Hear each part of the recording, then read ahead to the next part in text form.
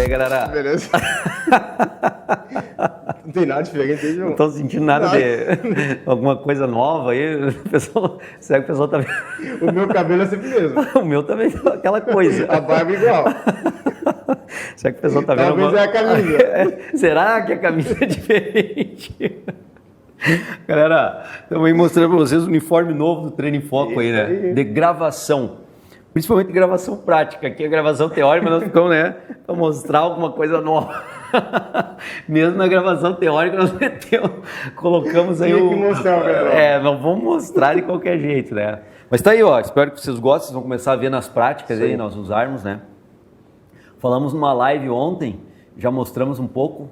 E também botei no Instagram, a galera já queria comprar. Né? Semana agora a galera já queria comprar aí e tal. Vamos ver, de repente aí nos Treino em Foco pelo Brasil, né? A gente leva algumas camisetas aí, faz um comércio legal disso aí no Treino em Foco pelo Brasil. Mas não estamos aqui para falar da camisa, embora tenhamos começado, estamos aqui para fazer um desafio. Que músculo tá pegando, professor, né? O desafio lá do Instagram do Treino em Foco, que é uma maneira de fomentar a galera a estudar a cinesiologia, né? Através do desafio. Eu vou lá, faço um exercício, né? Filmo lá. E aí jogo a pergunta, que músculo está pegando, professor, e jogo 5 opções, né? Opção A, B, C até aí. E dessas opções, uma delas está correta, totalmente correta. Claro que a opção não disseca toda a análise, que é o que nós vamos fazer aqui. Ela faz alguns apontamentos ali e tem algumas opções que tem alguns apontamentos corretos e outros não. E uma opção só que tem todos os apontamentos cinesiológicos corretos, tá? Então isso está no Instagram do Treino em Foco, está aqui meu Instagram, prof_João_Moura. Então como é que é? @Caio César, tudo junto, sem espaço. E o do Jefferson é @Jefferson Calistenia, né? E o do Jean, nós não lembramos, parece que é Jean Pauletti, uma coisa assim. Eu acho que é. É a galera do Treino em Foco aí. Então vocês têm aqui, eu estou na página aqui do Instagram, né? Aí vocês vêm lá, aqui tá até das camisetas, ó, que nós estávamos falando, né? Deixa eu clicar aqui para mostrar para a galera. Nós divulgamos essa semana, né? As camisetas que nós estamos usando aí e tal. Tem várias situações do dia a dia aqui, o amigão Rogério Gozzi, lá do Anatomia Fácil, né? Top lá o material dele, o canal no YouTube, então também sugiro, a galera já deve conhecer com certeza, o canal Anatomia Fácil. Então aqui nós divulgamos várias situações, né? E dentro dessas situações, os desafios. Aqui nós temos um desafio que é o que nós vamos ver agora, né? Uma interação bastante legal da galera, que é a interação... Eu perdi o desafio aqui, não tô achando. Ele tá para baixo, cara, roda um pouquinho para baixo aí que tu vai encontrar aí, tá? Tá depois lá onde eu coloco o nervo ciático lá, tá? Então esse aqui é o desafio de hoje, galera. Esse é o exercício, ó. Eu vou entrar em prancha abdominal. Vou ficar um tempo na prancha abdominal e depois vou fazer uma variaçãozinha aqui nesse exercício, que é fazer uma extensão alternada dos quadris, né? Vou fazer um movimento ascendente, já entreguei o ouro aqui de extensão, vou fazer um movimento ascendente e descendente aqui do membro inferior alternadamente, né? Não era nem para falar extensão do quadril que nós íamos analisar, mas agora foi, né? Agora foi, o hábito, força do hábito. Esse é o exercício que nós vamos analisar, mas tem um detalhe. Logo depois da vinheta. Ah, garoto, tá ganhando pra isso, né? Aqui, mas não ia aparecer. Tá ganhando pra isso.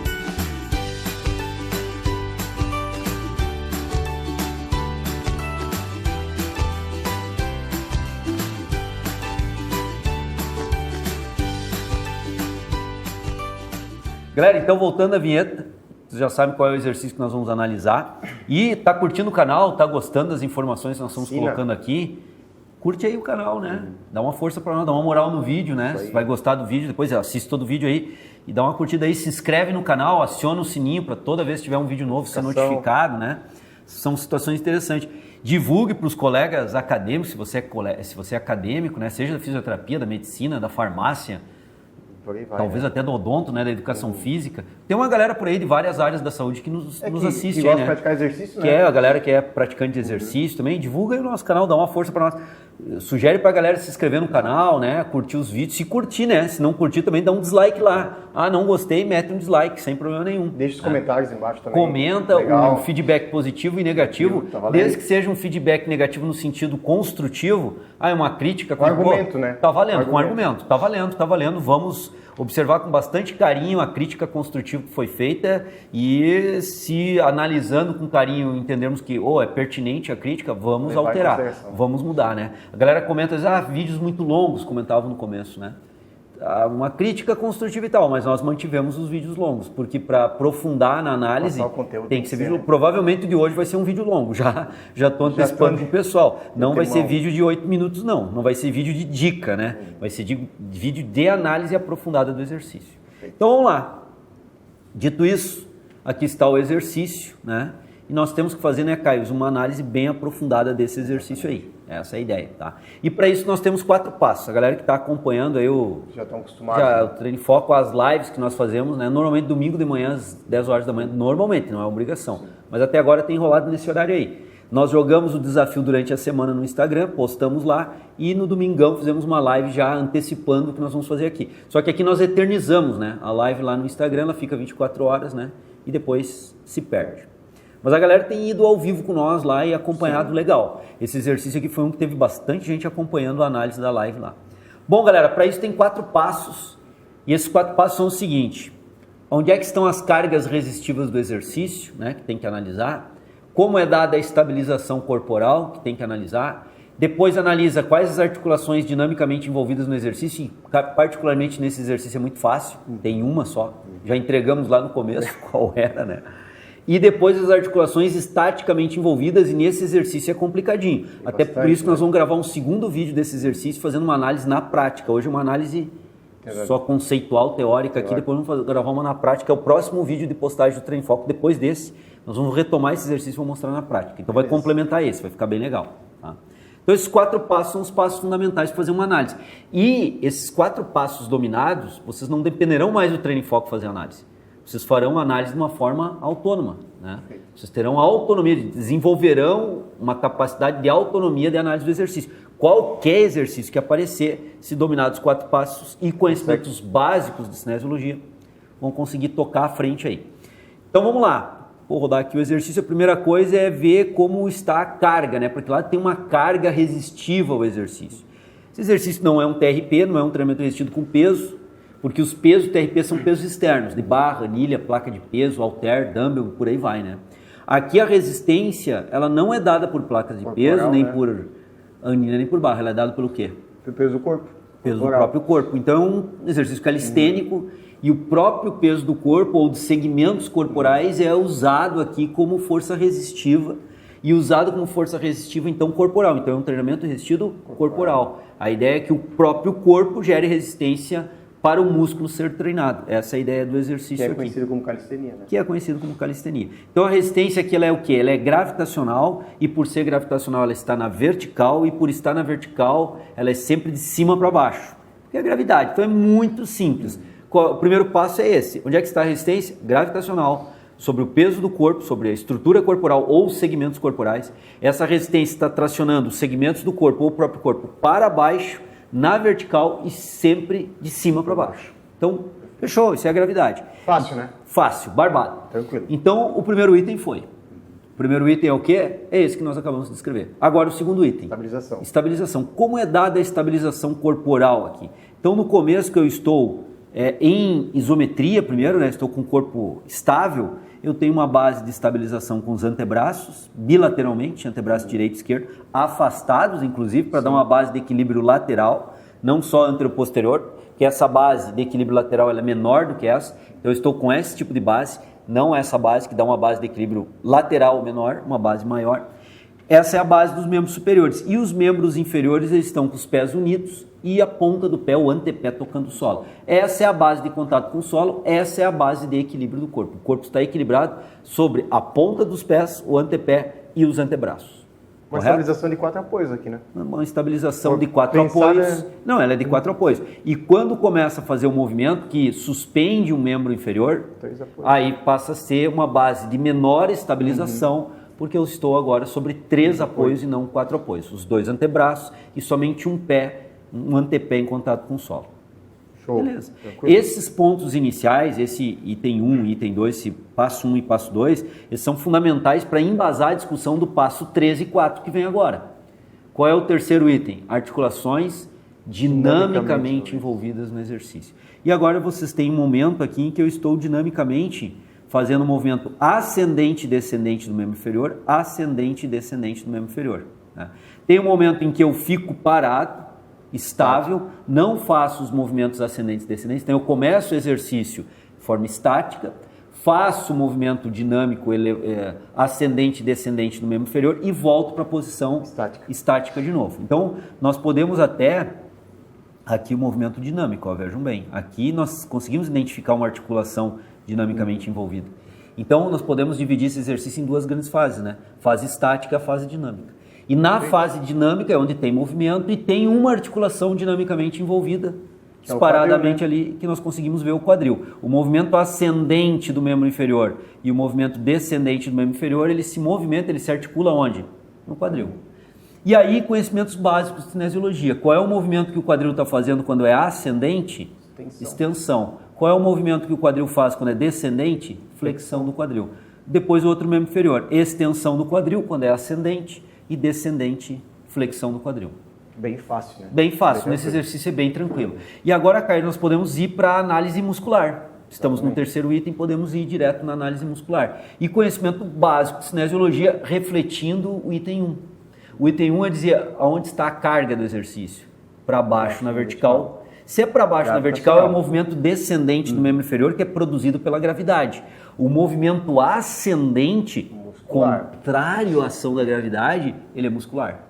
Então, a extensão do quadril, que é o movimento ascendente, ele é muscular, e a flexão do quadril é o movimento causado pela gravidade, produzido pela gravidade. Então, não tem ação muscular para flexionar o quadril, tem ação muscular para estender o quadril. Perfeito. E dito isso e analisado isso no exercício, vejam bem, aqui é uma ação muscular, fase ascendente, e a fase descendente não. Fase ascendente é uma ação muscular para estender o quadril, fase de flexão do quadril é gravitacional.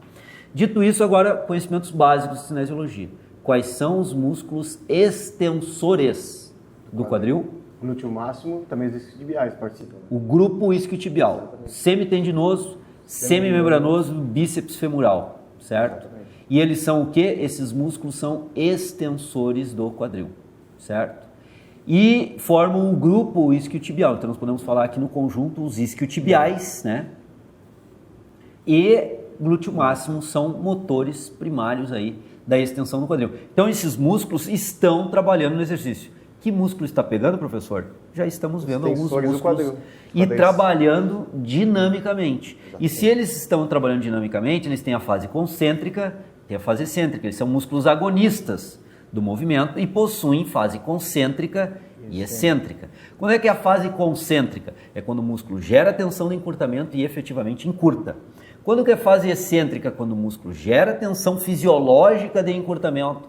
As cabeças da miosina vão conectar no sítio ativo da actina G e fazer a movimentação sobre energia de ATP, só que esse é o fator fisiológico de ocorrer na fase concêntrica.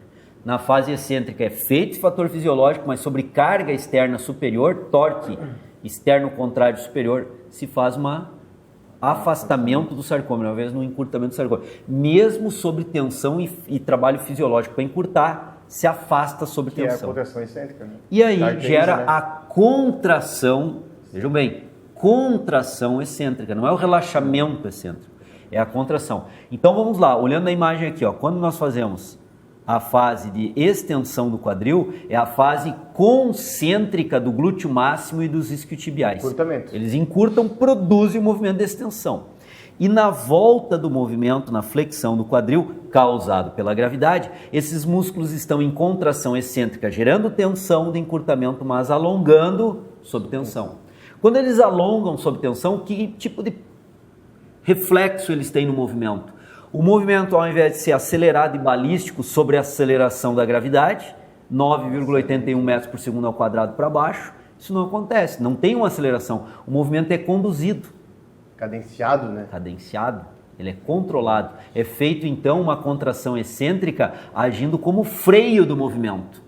E aí nós chamamos de freio excêntrico, normalmente em aula, para ajudar o iniciante, né, o acadêmico, a fixar a ideia, entender. Então há um freio excêntrico dos mesmos músculos. A gravidade faz a flexão do quadril. Os extensores do quadril controlam essa flexão do quadril para ela não ser balística, ela ser controlada. E aí nós temos a fase concêntrica desses músculos e a fase excêntrica. Estão vendo aqui no vídeo? Vejam bem. Fase concêntrica, glúteo máximo e isquiotibiais. Fase excêntrica. Fase concêntrica, excêntrica. E aí eu paro no movimento estável. Então é isso. Articulações, terceiro item, articulações Dinamicamente envolvidas. quadril e somente. E dentro dessa articulação dinamicamente envolvida, nós temos aí os extensores do quadril fazendo um movimento contrário à gravidade, que é a única carga atuante aqui, porque é um trabalho calistênico. A carga é gravitacional agindo sobre o peso de todo o corpo ou dos segmentos corporais. E aqui os segmentos corporais nós estamos considerando os membros inferiores. Né? Então é isso, dinamicamente envolvido foi dos 3 passos. A resistência já definimos, estabilização está definida e agora acabamos de analisar o terceiro item, que é a articulação dinamicamente envolvida, e dissecamos os músculos envolvidos, fase concêntrica e excêntrica, e quem são eles. Os antagonistas também poderíamos considerar, os flexores do quadril são antagonistas.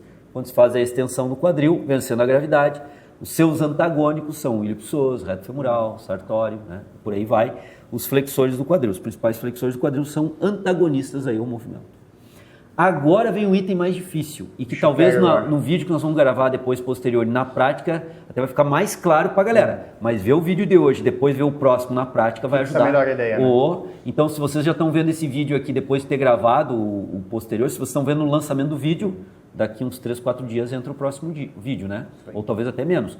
Mas se vocês já estão vendo com um certo tempo de lançamento desse vídeo, procura aí o próximo vídeo desse. Se o Jefferson tiver condições de linkar depois, ele vai fazer isso, mas não sei se vai ter condição. Procure o próximo vídeo que vocês vão ver a prática, vai ficar mais fácil entender. Articulações estaticamente envolvidas. Quarto e último item, né? Vamos lá. Quando eu estou parado aqui, eu já posso fazer uma análise. Teria articulações estaticamente envolvidas aqui? Ou seja, a gravidade, que é a única força atuante aqui no sistema, né? Ela tende a fazer quais movimentos no corpo e o corpo não permite que esses movimentos que a gravidade tende a fazer, o corpo não permite que a gravidade o faça esses movimentos. Quais seriam eles? A primeira coisa que nós temos que pensar é aquilo que o Caio falou, né? Os segmentos corporais estão sob a ação gravitacional, estão sendo impulsionados, projetados para baixo. Então vamos pegar a pelve aqui, ó, como exemplo. Se nós pegarmos a pelve tende a ser projetada para baixo. Quando a pelve é projetada para baixo, o que acontece com a coluna vertebral que está fixa e estável? Olha o item 2 agora entrando aqui, ó, como base de interpretação. A parte de cintura escapular e membros superiores está estável no solo aqui. Não tem como ser projetado para baixo, porque os antebraços e o braço impedem, estão fixados ali, né, naquela posição. Então a cintura escapular também não desce. Agora a coluna vertebral pode descer junto com a pelve, acompanhando a pelve. Então a pelve desce e a coluna vertebral entra em hiperextensão. Então tem uma tendência de hiperextensão da coluna vertebral quando a pelve é projetada para baixo. E essa hiperextensão não acontece na coluna. Por que não acontece? Tem músculo agindo. Tem músculo agindo. Isometricamente, né? E isometricamente, porque se contrair dinamicamente vai produzir movimento. E a ideia não é produzir movimento, é evitar um movimento que a gravidade tende a causar. É estabilizar, né? É estabilizar. Então o músculo que tende a atuar não, ele atua aqui como estabilizador, a função é estabilizadora. Ele não é agonista, ele não é antagonista, ele não é sinergista, ele é estabilizador. E aí nós podemos nos perguntar o seguinte, para ir entendendo a análise do exercício. Se a gravidade tende a fazer uma hiperextensão, né, projetando a pelve para baixo, e isso não ocorre, essa hiperextensão é bloqueada por músculos que fazem a flexão, são antagônicos. Porque se eu tenho a gravidade tendendo, por exemplo, a fazer a extensão do cotovelo, o bíceps braquial trava, porque ele é flexor. Ele não produz a flexão do cotovelo, mas ele faz a contração isométrica e impede a extensão. Mesma coisa aqui. Se a hiperextensão da coluna é a tendência de movimento, os flexores da coluna contraem, isometricamente impedem esse movimento. Quem são flexores da coluna vertebral? Reto abdominal e novo assessorado pelo oblíquo interno e externo. Assessorado pelo oblíquo interno e externo. Sinergismo, né? Então nós temos aqui estabilizadores da coluna, porque tem mais coisa para ver. Da coluna nós temos reto abdominal, que é o agonista principal, e aqui ele está com contração isométrica estabilizadora. Oblíquo interno e oblíquo externo. Então, na coluna, tem esses 3 músculos aí atuando. Que músculo está pegando, professor? Além do glúteo máximo, dos isquiotibiais, do movimento de extensão do quadril, para estabilização da coluna, esses 2 músculos aí. Né? Esses 3 músculos, melhor dizendo. Os flexores da coluna. Os flexores da coluna em isometria. Então, pega abdômen nesse exercício? Claro que pega, e pega bastante, porque é um peso significativo, tem uma alavanca grande ali, gerando um torque resistivo grande para baixo. E quanto mais pesado for a região da pelve, por exemplo, se tiver uma mulher executando esse exercício que tem a pelve mais larga, e normalmente ela tem uma estrutura óssea maior, pode ter uma concentração maior de gordura em glúteos, culote, por exemplo, essa força que joga para baixo vai ser maior ainda, né? Que é massa vezes aceleração, intenso, tem uma massa maior vezes aceleração da gravidade, vai dar uma força maior jogando a pelve para baixo, o reto abdominal vai ser mais exigido ainda. Tensão maior do músculo. Então olha como a morfologia influencia aí também, ó, outra relação, a morfologia com a análise cinesiológica, veja como ela tem um peso. E aí na hora da prescrição tem que observar. Eu tenho uma mulher que não tem muita gordura na região glútea, não tem um glúteo muito desenvolvido, não tem um culote grande, tem menor carga, tende a ter menor carga ali. Agora, se for o contrário, tende a ter maior carga. Só entrando na isometria sem colocar placa de peso nenhuma, né? Bom, beleza. Agora ainda analisando o exercício aí, né? Parado em isometria, né? Na posição estável, né? Que eu me encontro. E o quadril? Se projetar a pelve para baixo, o quadril não teria uma tendência de se movimentar, mantendo o joelho estendido? Isso vai ficar melhor para mostrar na prática depois. Mas vamos entender aqui. O quadril projetando para baixo, mantendo o joelho estendido e hiperestendendo a coluna, projetando a pelve para baixo, o que acontece no quadril? Projeta a pelve para baixo, nós já sabemos que na coluna hiperestende. Mas e no próprio quadril, o que acontece mantendo o joelho estendido? Tem uma tendência de extensão do quadril. A pelve desce, o quadril estende, em cadeia cinética fechada aqui também. E aí o que acontece? Para evitar isso, a extensão gravitacional do quadril, jogando a pelve para baixo, os antagonistas, né? Os antagonistas. Se o quadril, sob a ação da gravidade, tende a estender, quando a pelve desce, a pelve vai até o solo, o que acontece? Os flexores do quadril são acionados. E são acionados bilateralmente para manter aquele quadril nessa posição de alinhamento que vocês estão vendo aqui, ó, mantendo essa posição, impedindo que a pelve venha a descer. Então, tanto o reto abdominal e oblíquos impedem a coluna, quanto os flexores do quadril impedem que o quadril estenda. E aí a pelve não desce, aí ela não desce, mesmo que tenha a gravidade ali analisando. E aí, durante o exercício, o indivíduo fica estável fazendo esse exercício aqui. Esse é um ponto bem importante. Então, que músculos estão atuando ali no sistema? Os flexores do quadril, de forma estabilizadora, com contração isométrica, mantêm o quadril naquela posição, impedem a extensão do quadril. Ilho-psoas, reto femoral, sartório, tensor da face lata, considerando aí os 5 principais. Contração isométrica, função estabilizadora no quadril.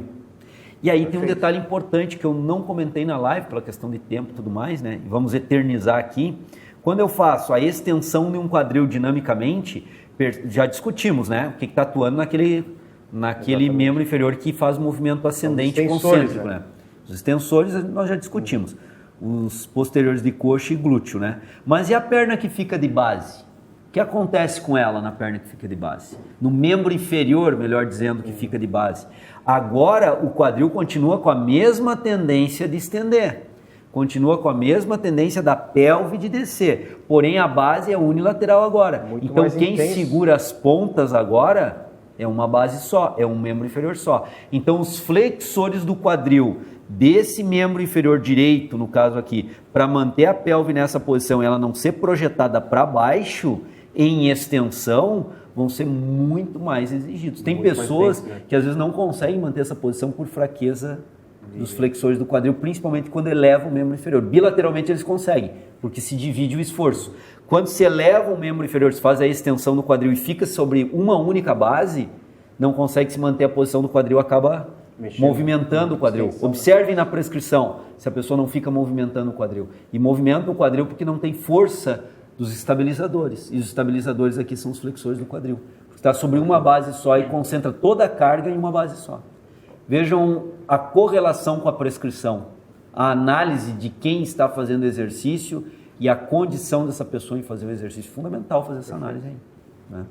Então aqui, ó, quando eu faço movimento dinâmico do quadril, tem essa outra situação também para o quadril que fica como base estabilizando. Está muito mais intenso para ele, né? Para o membro inferior que fica ali. O reto abdominal continua dividindo o esforço, porque a base continua bilateral, a pelve continua ali, tem uma tensão de torção também um pouquinho na pelve, mas não é tão significativo. O reto abdominal não é tão influenciado, quanto os oblíquos também não são muito influenciados. Agora, os flexores do quadril são mais exigidos quando está tendo um movimento dinâmico do que quando se está nessa posição estável e estática que eu estive agora aqui. Essa é uma situação bem interessante. E o joelho? teria alguma tendência de movimento no joelho? Flexão do joelho também, né? Se nós bloquearmos bem o quadril ali e deixarmos a pelve descer, ela até desce com o joelho flexionando. Desce um pouco e desce. O joelho flexiona, o joelho a flexionar desce coxa e desce a pelve. E a gravidade busca projetar a coxa para baixo, a pelve para baixo, a coluna para baixo. A coluna hiperestende, a pelve desce, a coxa desce. Quando o joelho é flexionado. Se deixar só o joelho flexionado, vai descer. Isso vai ficar fácil mostrar na prática, que é o próximo vídeo. Então tem uma tendência do que aqui também? Quando eu estou em base bilateral ou unilateral, não importa. A tendência é de flexionar o joelho. E aí quem é que é acionado aqui? Ó? Quando eu paro, se vocês observarem bem, já está entregando aqui. Ó. Se nós observarmos bem, ó, essa região. Observe bem o desenho agora. muscular, né? O desenho muscular. Olha quando eu elevo aqui como muda o desenho muscular. E olha aqui, ó. Quando ele está sobre base, como muda o desenho muscular. A própria visualização, se fizer uma anatomia palpatória, vai ficar claro isso aqui. Né? O quadríceps é fortemente acionado. São os antagonistas, né? Para evitar a flexão do joelho, que é uma tendência da gravidade produzir. Então o quadríceps age de novo como estabilizador, mas não no quadril, no joelho. O reto femoral até age no quadril, porque ele é um flexor do quadril. Né? Ele também age no quadril para estabilizar o quadril, evitando a extensão do quadril, e age no joelho, evitando a flexão do joelho. O reto femoral, então, ele é exigido... Esse sofre, o bicho vai sofrer aí, vai pro estouro, por quê? Porque ele é exigido nas duas articulações. E quando suspende o membro inferior e faz a extensão e fica sobre base única, a tendência de flexionar o joelho e estender o quadril, ela é bem maior, já vimos comentado. Sim. E aí o reto femoral é mais exigido ainda que os demais, porque ele sustenta no joelho, junto com os demais componentes do quadríceps, e sustenta também lá no quadril, né? Porque ele é o único biarticular do quadríceps. Então, o reto femoral é um músculo bem exigido aí, e o quadríceps também é exigido para manter essa posição. Basta olhar na imagem aqui, quando eleva o membro inferior, como fica não muito marcado, né? O vasto lateral, né? E quando ele fica sobre apoio unilateral, o vasto lateral fica bem marcado. E olha que eu não tenho um vasto lateral muito hipertrofiado, mas dá já para ver. Ficou bem visível na imagem, né? Dá bem para ver. Esses são os músculos atuantes aqui. Aí. Que músculo está pegando, professor? Ó, amigão, tem vários músculos pegando aí, né? Nós temos que fazer uma discussão bem qualificada para ver que músculos estão pegando aí. Claro que na academia eu vou falar isso para o cliente de uma forma rápida, ou pelo menos mostrar um ponto, depois eu mostro outro no outro dia. Vejam bem que é um exercício também que tem que ser muito bem pensado para quem vai ser prescrito. Porque tem várias situações ali. Tem um reto abdominal interessante, importante para sustentar. Consegue sustentar durante quanto tempo? 20 segundos, beleza.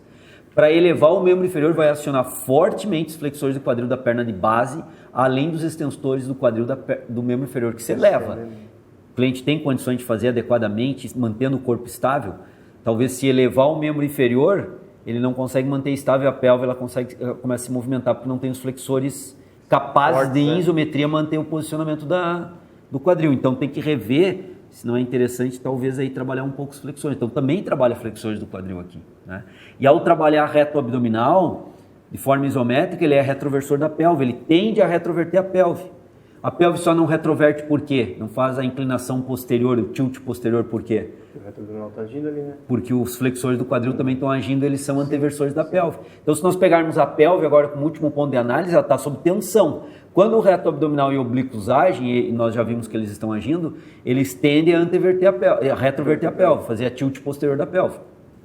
Porém, os flexores do quadril que também estão agindo, para evitar que a pelve desça e estendendo o quadril, eles são anteversores, eles fazem a tilt anterior, e aí o que acontece? Eles bloqueiam a ação. Né? Aí vem um dado importante de prescrição, Caio, para a galera que está nos assistindo até o final do vídeo, quem fica até o final do vídeo é quem está afim. Os nossos vídeos aqui não são de 5 minutos para dar dica, né? Já comentei isso em outros vídeos. Aqui é para fazer uma análise realmente profissional que está afim de entender, poder aplicar e qualificar o trabalho, então tem que ficar até o final do vídeo. Vejam bem, se o indivíduo tem os retroversores mais fortes que os anteversores, ele entra nessa posição, a tendência da coluna vertebral é perder a curvatura do lordose lombar, retroverter um pouco a pelve, porque ele tem os retroversores mais fortes que os anteversores. Ou quem faz a tilt anterior mais forte do que quem faz a tilt posterior. Chame como quiserem, vou continuar chamando aqui retroversor que fica mais fácil. Se ele tiver os anteversores mais fortes que os retroversores, coloca o indivíduo na posição de prancha, o que acontece? Por serem mais fortes, eles vão se acomodar numa posição de maior encurtamento, ou seja, o indivíduo entra em anteversão da pelve e a lordose lombar acentua. Então, cuidem na hora de prescrever o exercício para o cliente, se ele consegue manter as curvaturas da coluna. Se ele não consegue manter muito bem as curvaturas da coluna, ele retificou ou acentuou a lordose lombar. Se ele retificou é porque a pelve entrou em reta. Dá uma olhadinha se a pelve não fez uma retroversão.